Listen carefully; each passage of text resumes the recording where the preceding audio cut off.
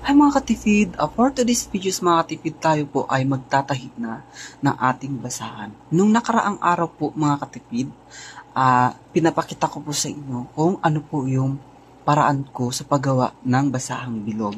And for now mga katipid, ipapakita ko po sa inyo kung paano po ako magtatahi ng basahang bilog. And ngayon mga katipid ay kailangan ko na pong magtatahi dahil madami na po tayong nagawa. Eto po, ayan. Ayan po mga katipid.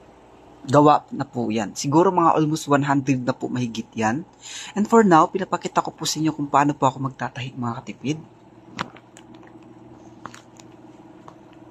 O, ayusin ko lang. Yan. Ito po.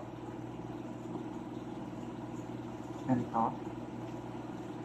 Ngayon po mga katipid, tatahiin po natin. Ilak ko na po. Tapos ganito.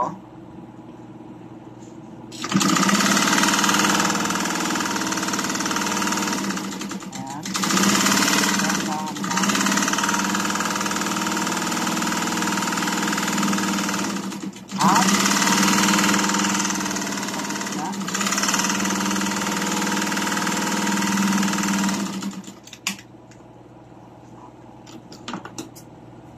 At ayan po mga katipid, tapos na po.